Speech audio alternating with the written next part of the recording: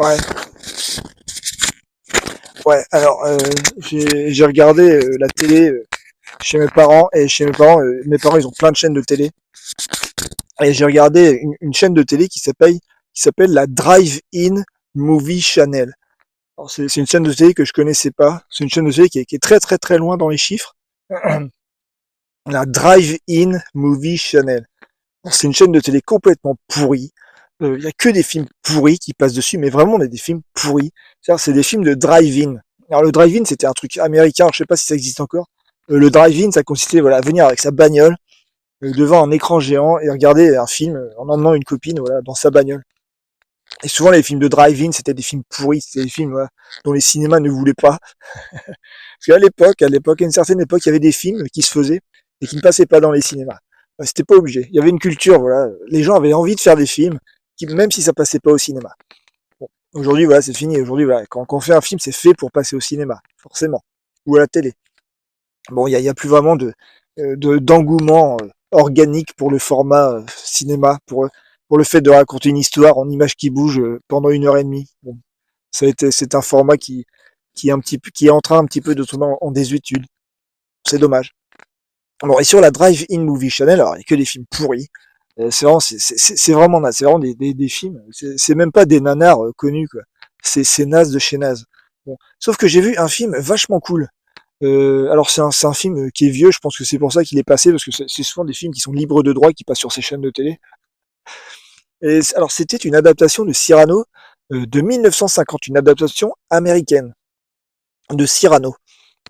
Et c'est une excellente adaptation qui date voilà, de 1950, qui s'appelle Cyrano de Bergerac, avec dans le rôle de Cyrano un acteur qui s'appelle José Ferrer, ou Rosé Ferrer, je ne sais pas. Et c'est un excellent Cyrano. C'est une excellente adaptation cinématographique de Cyrano. Alors c'est un petit peu modifié par rapport à l'histoire originale, mais c'est excellent. C'est-à-dire Cyrano est excellent. Il est bravache, il est flamboyant, il a du panache.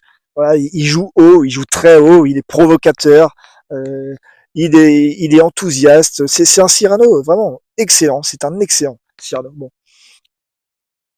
Et voilà, donc c'est un film que je conseille. Je n'avais jamais vu cette adaptation, qui date de 1950 et qui est américaine. Donc alors forcément, bah, on perd le texte. Bon, c'est pas en alexandrin, il n'y a pas les rimes, forcément. Mais c'est bien, c'est-à-dire que voilà, l'histoire est vraiment bien retranscrite. C'est-à-dire Cyrano, voilà, c'est vraiment l'homme invincible qui se retient, voilà, pour que la volonté d'une divinité, de la divine Roxane, s'accomplisse. Oui, c'est ça Cyrano. Et c'est vraiment très bien joué parce que voilà, il faut vraiment que Cyrano, ça soit, il faut qu'on voit qu'il soit fort, qu'il soit très très très très fort. Vous voyez, qu'il soit le mec le plus fort à l'écran. Ok, il faut qu'on voit ça. Bon. Et il se trouve que bon, il est communément admis que la meilleure adaptation de Cyrano, c'est la version française avec Gérard Depardieu, de Jean-Paul Rapneau ou Jean-François Rapneau, je ne sais plus. Bon, bref, non Jean-Paul Rapneau. Oui, c'est ça. Alors c'est une adaptation qui date des années 80 avec Depardieu. Bon et ça et je n'aime pas ce film. J'aime pas parce que je trouve que Depardieu est un très mauvais Cyrano. En plus voilà c'est un film qui cherche à retranscrire le texte en fait. Le texte de manière très fidèle. Alors il y a des coupures, il y a un travail d'adaptation, mais ça essaie de retranscrire le texte et ça n'a pas vraiment d'intérêt de retranscrire le texte de Cyrano au format cinéma parce que le texte Cyrano, c'est fait pour être une performance théâtrale. C'est fait pour ça. Voilà, c'est fait, ça se joue en alexandrin, ça se joue à la syllabe près avec des dizaines d'acteurs. C'est fait pour être une performance théâtrale. Vous voyez? Donc, retranscrire le texte tel quel au cinéma, ça n'a pas beaucoup de sens.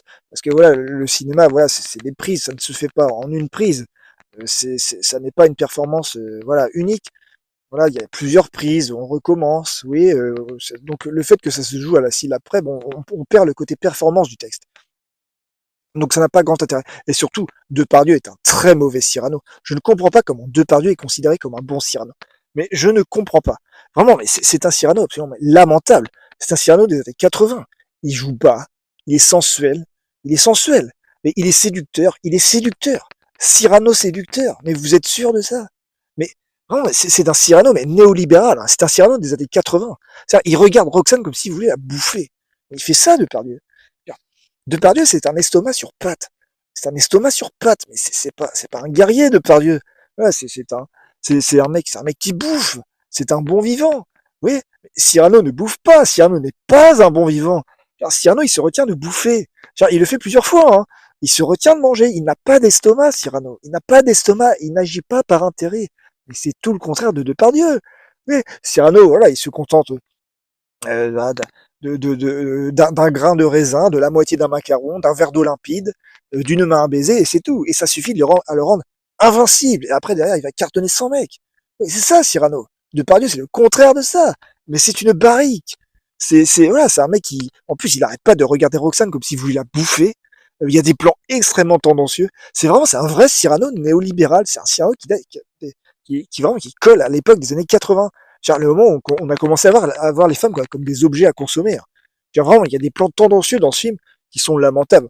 Mais c'est dommage parce que Roxane est parfaite. Roxane est jouée par une actrice qui s'appelle Anne Brochet, qui est vraiment Roxane, parce qu'elle est devenue écrivaine et elle écrit comme Roxane. Elle écrit des choses très émouvantes. Elle écrit un film sur son rapport avec le miroir, un film sur la mélancolie de Roxane. Anne Brochet est devenue Roxane. Bon. Et, et si vous voulez, bon, voilà, Depardieu, c'est vraiment, c'est le symbole de l'acteur 68 heures, c'est l'acteur l'acteur jouisseur, et l'acteur bon vivant, l'acteur qui bouffe. Oui, en plus, il est beau. En plus, il est beau. Cyrano beau. Genre, vraiment, mais Depardieu, il est beau, hein. Il est beau. D'ailleurs, il a commencé sa carrière en étant considéré comme un acteur beau. Alors aujourd'hui, il est plus beau, il est moche. Mais voilà, mais genre dans les valseuses, Depardieu, il joue le mec beau qui séduit des meufs pour que son pote moche, qui est Patrick Devers, puisse se taper des meufs. C'est ça les valseuses. Depardieu, il est beau. Cyrano beau, mais c'est hors sujet, c'est hors sujet total. Oui, Depardieu est un très mauvais Cyrano, c'est vraiment un Cyrano effacé des annales. Et c'est dommage que depuis, je crois qu'on n'a plus jamais fait une adaptation française de Cyrano. C'est dommage, parce qu'il faut vraiment effacer Depardieu des tablettes, parce que vraiment, il est naze. Il est naze, c'est un Cyrano néolibéral, c'est un Cyrano prédateur. Donc, voilà, c'est un Cyrano. Oh, il y a un Rabouin là. Ouh, le vrai con. Ah, c'est ça du Val à campagne, il y a des petites bêtes. Il est costaud, il m'a pas vu. Bon, voilà, ah, c'est un Depardieu ça. C'est un machin qui bouffe. Bon, bref. En tout cas, voilà. Bon, Depardieu, il est naze. Il est complètement naze.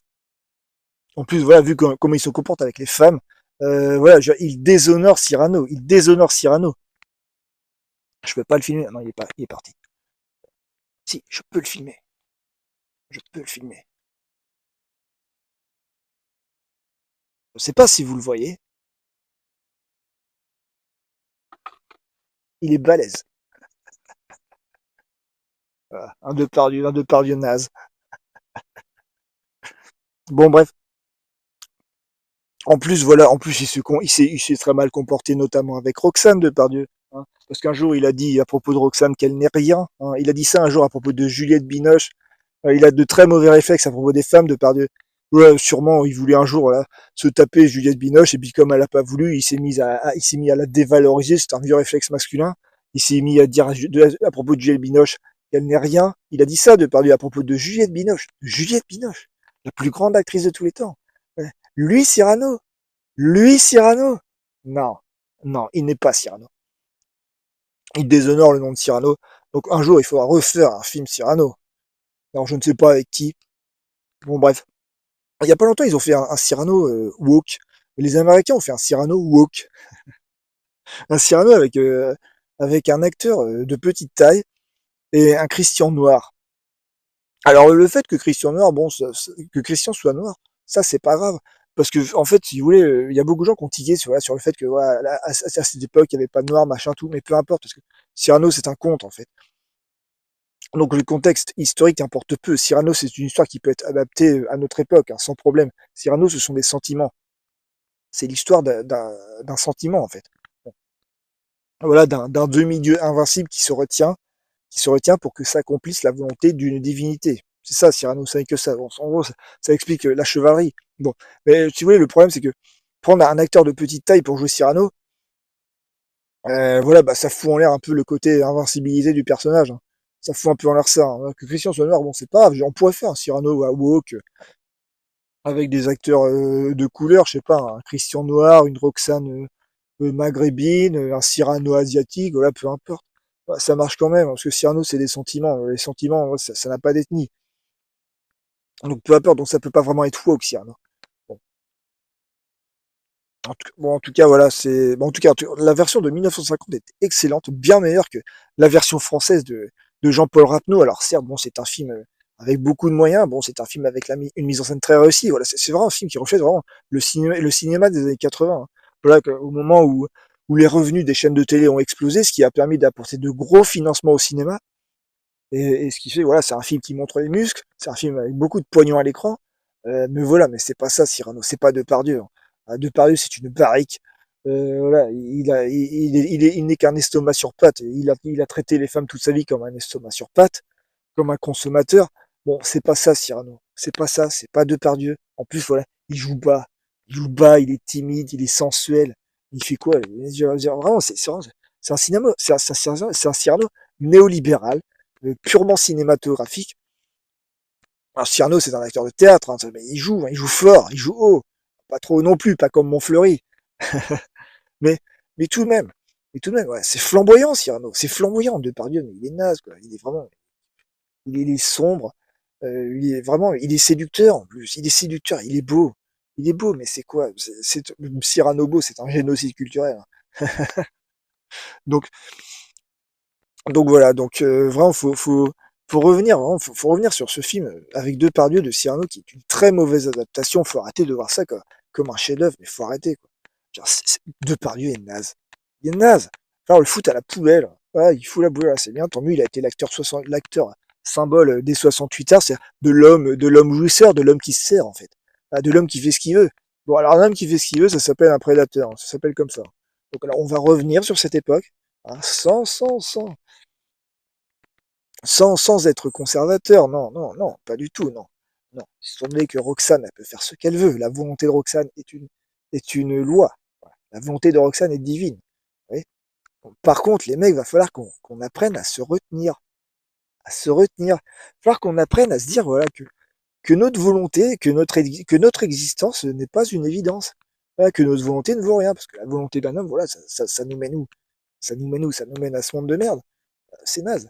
C'est naze. Alors, remettre en question, hein, la volonté masculine. Voilà. Bon, voilà. Allez, faire le contraire de ce que fait Depardieu. Depardieu, quand il veut quelque chose, il le fait. Alors, bah, bon, et ça donne quoi? Bah, voilà, ça donne une baraque absolument sans intérêt, qui ne laissera absolument rien derrière lui. Contrairement à Juliette Binoche, par exemple, contrairement à Roxane. Juliette Binoche a pardonné à Gérard Depardieu. Elle lui a pardonné. Elle a fait un film avec lui. Un film qui s'appelle Un beau soleil intérieur. Un film où elle joue Christine Angot. Et elle joue avec Depardieu. Et ce qu'on voit dans ce film, c'est que en face de Juliette Binoche, Depardieu n'est rien. Il n'est rien. Il n'est qu'un figurant. Il n'est rien. Il joue le rôle d'un voyant. Un voyant en plus. Un homme qui fait de la voyance, ça s'appelle un escroc. Il n'est rien. Par rapport à Juliette Binoche, il n'est rien. Il ne laissera rien derrière lui. Rien du tout. Contrairement à Juliette Binoche, qui elle, laisse derrière lui la plus belle filmographie de tous les temps, pour une actrice. Vous voyez? Alors, elle lui a pardonné. Alors moi, je ne lui pardonne pas Depardieu, non, parce que moi, je suis Cyrano. Cyrano ne pardonne pas. Vous voyez? Tant pis pour lui. Tant pis pour lui.